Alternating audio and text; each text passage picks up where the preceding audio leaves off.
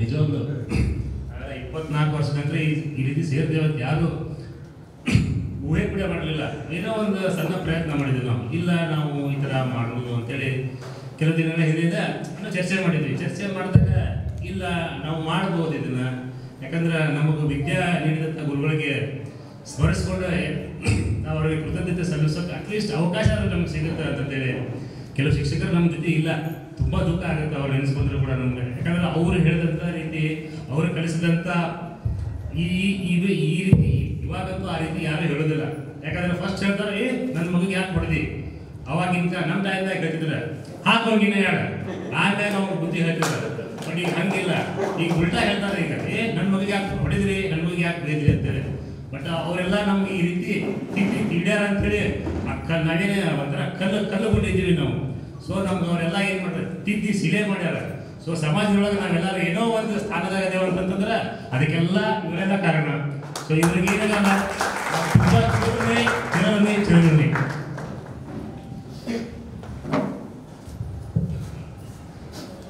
ನಾಗರಾಜ್ ಪರ್ವತರಿಗೆ ಧನ್ಯವಾದಗಳು. ನಾಗಲೇ ನಮ್ಮ ಎಲ್ಲ ಗುರುಗಳಿಗೆ ವಂದನೆಯನ್ನು ಅರ್ಪಿಸಿದೆ. ಇನ್ನು ನಮ್ಮ ಮಧ್ಯೆ ಇರತಕ್ಕಂಥ ಗುರುಗಳ ಬಗ್ಗೆ ಒಂದೆರಡು ಮಾತು ಹೇಳಬೇಕಂತ ಆಸೆ. ಮೊದಲನೇದಾಗಿ ನಮ್ಮ ಸ್ಕೂಲ್ನ ಮುಖ್ಯೋಪಾಧ್ಯಾಯರಾದಂಥ ಶ್ರೀ ಆರ್ ವಿ ಪಾಟೀಲ್ ಗುರುಗಳು ಇದೇ ವರ್ಷ ಅವರು 80ನೇ ವರ್ಷಕ್ಕೆ ಕಾಲಿಟ್ಟಿದ್ದಾರೆ. ದಯವಿಟ್ಟು ಅವರೆಲ್ಲರಿಗೂ ನಾವು ಅವರು ನಮ್ಮನ್ನು ಇನ್ನೂ ಆಶೀರ್ವದಿಸಲಿ, ಅವರ ಆಯುಷ್ಯ ಆರೋಗ್ಯ ಹೆಚ್ಚಾಗಲಿ ಅಂತ ಬೇಡ್ಕೊಂಡು ಅವ್ರಿಗೆ ಶುಭಾಶಯಗಳನ್ನು ಕೋರ್ತಾ ಇದ್ದಾರೆ. So R V Patil sir ಬಗ್ಗೆ ಹೇಳಬೇಕಂತಂದ್ರೆ ಅವ್ರಿಗೆ ಟಾಪಿಕ್ ಬೇಕಿರಲಿಲ್ಲ, ಏನು ಕಲಿಸ್ಬೇಕು ಅಂತ ಅವ್ರು ಪ್ರಿಪ್ರೇಷನ್ ಮಾಡ್ಕೊಂಡು ಬರ್ತಿರಲಿಲ್ಲ ಕ್ಲಾಸಿಗೆ. ಯಾವಾಗಲೂ ನಂಗೇನಾದ್ರು ನೆನಪದ, ನಾವು 8th ಅಥವಾ 9th ಕ್ಲಾಸಲ್ಲಿದ್ವಿ. ಒಂದು ಪಾಠ, ಅದರ ಹೆಡ್ಡಿಂಗ್ ವಿಸ್ಮಯಕರ ಮಾಯಾಪೆಟ್ಟಿಗೆ. ಅದು ಟಿವಿ ಬಗ್ಗೆ ಇದ್ದಿದ್ದೆಲ್ಲ ಟಾಪಿಕ್. ಅದು ಆರ್ ವಿ ಪಾಟೀಲ್ ಸರ್ ಬಂದರು, ಬೋರ್ಡ್ನಲ್ಲಿ ಬರೆದ್ರು ವಿಸ್ಮಯಕರ ಮಾಯಾಪೆಟ್ಟಿಗೆ.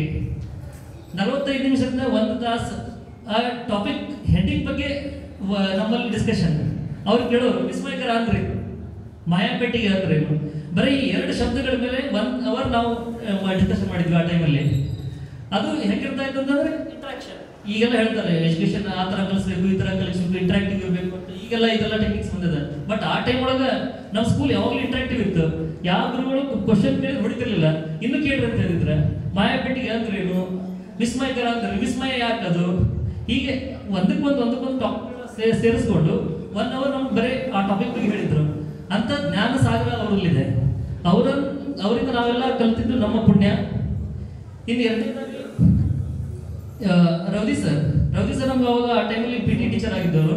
ಅವ್ರದ್ದು ಒಂದು ಮಾತಿನವರು ನನ್ನ ನೆನಪಿದೆ, sound mind in sound body ಅಂತ ಹೇಳ್ತಾರೆ ಯಾವಾಗಲೂ.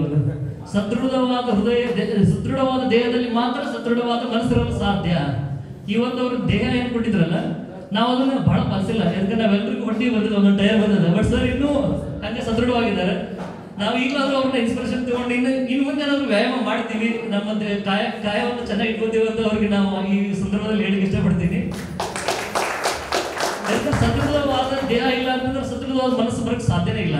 ಅಂತ ಜ್ಞಾನವನ್ನು ನಮಗೆಲ್ಲ ಹೇಳ್ತಾ ಇದ್ರು ಅವರು. ಮತ್ತು ಮಾರಲ್ ಕ್ಲಾಸಸ್ ಓದ್ತಾ ಇದ್ರು ಆ ಟೈಮಲ್ಲಿ. ಇವು ಸಾಧು ಸಂತರ ಬಗ್ಗೆ ಆಯಿತು, ಮಹಾ ವ್ಯಕ್ತಿಗಳ ಬಗ್ಗೆ ಆಯಿತು, ಇವುಗಳ ಬಗ್ಗೆ ಎಲ್ಲ ಒಂದೊಂದು ಕ್ಲಾಸಲ್ಲಿ ವಿವರಣೆ ಕೊಡ್ತಾ ಇದ್ರು. ಅವ್ರ ಕ್ಲಾಸಿಗೆ ಬಂದು ಕೇಳೋರು ಮಾರಲ್ ಸೈನ್ಸ್, ಮಾರಲ್ ಕ್ಲಾಸ್ ಹೇಳು ಅಥವಾ ಗೇಮ್ಸ್ ಅಂತೇಳಿ. ಎಲ್ಲರೂ ಗೇಮ್ಸ್ ಅನ್ನೋರು. ಹೇಗಿಲ್ಲ ಇವತ್ತು ಮಾರಲ್ ಕ್ಲಾಸ್.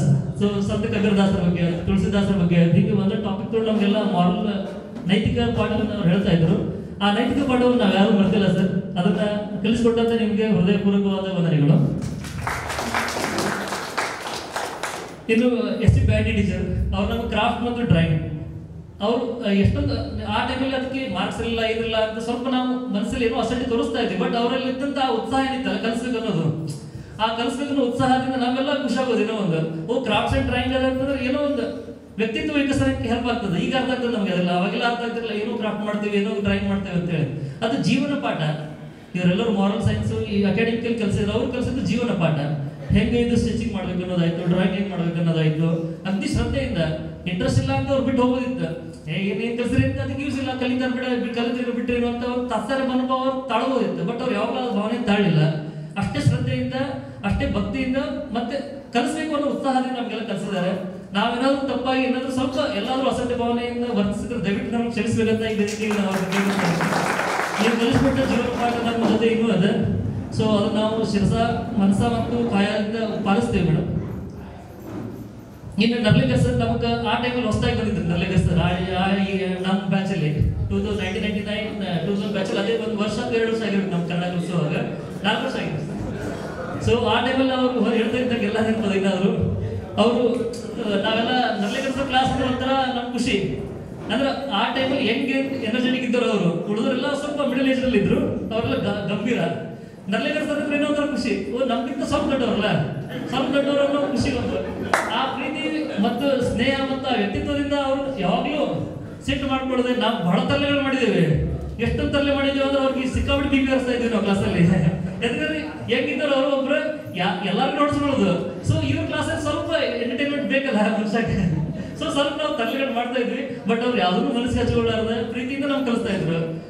ಸೊ ಕನ್ನಡವನ್ನ ಪ್ರತಿ ಪ್ರೀತಿಯಿಂದ ಕಲಿಸಿ ನಮಗೆಲ್ಲ ಕನ್ನಡ ಮಾತು, ಕನ್ನಡ ಭಾಷೆ ಮೇಲೆ, ನಾಡಿನ ಮೇಲೆ ಮತ್ತು ಕನ್ನಡಿಗರಾಗಿ ನಾವು ಕನ್ನಡವನ್ನು ಪ್ರೀತಿಸಬೇಕಂತ ಮನೋಭಾವವನ್ನು ನಮ್ಮಲ್ಲಿ ತುಂಬಿದಂತ ಶ್ರೀ ನರ್ಲಿಂಗರ್ ಅವರಿಗೆ ತುಂಬ ಹೃದಯದ ವಂದನೆಗಳು.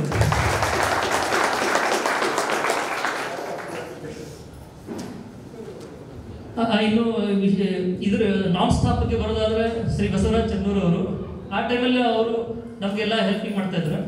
ಸೊ ಕ್ಲಾಸ್ ರೂಮ್ ಸ್ವಚ್ಛವಾಗಿ ಕ್ಲೀನಾಗಿ ಇಡೋದ್ರ ಜೊತೆಗೆ ಅದನ್ನ ಎಷ್ಟು ಶ್ರದ್ಧೆಯಿಂದ ಮಾಡ್ತಾರೆ ಅದು ಇಂಪಾರ್ಟೆಂಟ್. ಎಲ್ಲರೂ ಕೆಲಸ ಮಾಡ್ತಾರೆ, ಕಸ ಹೊಡೆಯೋದು ಮಾಡೋದು ಎಲ್ಲ ದೊಡ್ಡ ಕೆಲಸ ಅಲ್ಲ, ಬಟ್ ಅದು ಎಷ್ಟು ಶ್ರದ್ಧೆಯಿಂದ ಮಾಡ್ತೀವಿ ನಾವು. ಅವ್ರ ಹತ್ರ ಕಾಯಕ ಯೋಗಿ ತರ ದಿನನಿತ್ಯ ಬೇಸರ ಮಾಡ್ಕೊಳ್ಳಾರಂಗ ಪ್ರತಿನಿತ್ಯ ಕ್ಲಾಸ್ ರೂಮ್ಗಳನ್ನ ಎಲ್ಲ ಸ್ವಚ್ಛಪಡಿಸ್ತಾ ಇದ್ರು, ಬೋರ್ಡ್ಗಳನ್ನ ಕ್ಲೀನ್ ಇಡಿಸ್ತಾ ಇದ್ರು. ಅವ್ರು ನೋಡಿದಾಗ ನಂಗೆ ಒಂಥರ ಇದು ಶರಣ ನೋಡಿದಂಗೆ ಅನಿಸ್ತಾ ಇತ್ತು. ಒಬ್ಬ ಶಿವಶರಣ ಮೂರ್ತಿ ಅವರು 3 ಬಟ್ಟಿ ಬುದ್ಧಿ ಹಚ್ಕೊಂಡು ಅವ್ರ ಎದುರಿಗೆ ಬಂದ್ರೆ ಬಸವಣ್ಣವ್ರ ಚಿಕ್ಕ ಬಸವಣ್ಣವ್ರು ಬಂದಂಗೆ ಅನಿಸ್ತಾ ಇತ್ತು ನಮಗೆಲ್ಲ. ಸೊ ಅವರು ನಮ್ಮ ಟೀಚಿಂಗ್ ಸ್ಟಾಫ್ ಎಂತ ಇದ್ರು ಸಹ ಅವರು ಕೂಡ ಟೀಚಿಂಗ್ ಕಲಿಸಿದ್ದಾರೆ. ನಂಗೆ ಒಂದು ಇನ್ಸಿಡೆಂಟ್ ನೆನಪದ, ಯಾರೋ ನಮಗೆ ಮುಖ್ಯ ಅತಿಥಿಗಳೇ ಬಂದಿದ್ರು ಕ್ಲಾಸ್ ರೂಮಲ್ಲಿ. ನಾವು ಹೆಸರುಗಳೆಲ್ಲ ಬರ್ತಾ ಇದ್ವಿ, ಅಧ್ಯಕ್ಷರು ಅತಿಥಿಗಳು ಅಂತೇಳಿ. ಅಲ್ಲಿ ಯಾರೋ ಒಬ್ರು ಕಲ್ಲಪ್ಪ ಅಂತ ಏನೋ ಒಂಥರ ಇದು ಹಳೆ ಕಾಲದ ಹೆಸರಿತ್ತು. ನಾನು ಚಿಕ್ಕವ, ಯಾರೋ ವಯಸ್ಸಾದವರು ಇವರು ಅಂತ ನಗಾಡ್ತಿದ್ವಿ ನಾವು. ಅವರು ಒಂದು ಬುದ್ಧಿಮಾತು ಹೇಳಿದ್ರು, ಹೆಸರಿಂದ ಏನಿರುವುದಿಲ್ಲ, ಹೆಸರನ್ನ ದೊಡ್ಡ ಮಾಡೋದು ನಿಮ್ ಕೈಗಿರ್ತದೆ. ಹಳೆ ಹೆಸರು ಹೊಸ ಹೆಸರು ಯಾವ್ದು ಸಂಬಂಧ ಇಲ್ಲ. ನಾವು ಮೊದಲೆಲ್ಲ ಇಲ್ಲಿದ್ದಾಗ ಸಿದ್ದಪ್ಪ ಅಂತ ನನ್ನ ಹೆಸರಿದ್ದು, ಬಟ್ ಕಾಲೇಜ್ ಹೋದಾಗೆಲ್ಲ ಸ್ವಲ್ಪ ಯೋಚನೆ ಮಾಡ್ತಾ ಇದ್ದೆ, ಅಯ್ಯೋ ಇದು ಓಲ್ಡ್ ನೇಮ್ ಅಲ್ಲ ಸಿದ್ದಪ್ಪ ಅಂತ, ಸ್ವಲ್ಪ ಸಿದ್ದರಾಜ್ ಅಂತ ಸ್ಟೈಲ್ ಬರೆಯೋದು, ಈ ತರ ಏನೇನೋ ಮಾಡ್ತಾ ಇದ್ದೆ.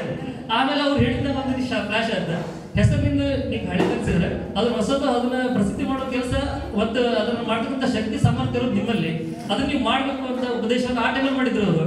ಆ ಟೈಮಲ್ಲಿ ಆ ಉದ್ದೇಶವನ್ನ ಅತಿ ಸೀರಿಯಸ್ ಆಗಿ ಇವಾಗ ಎಲ್ಲ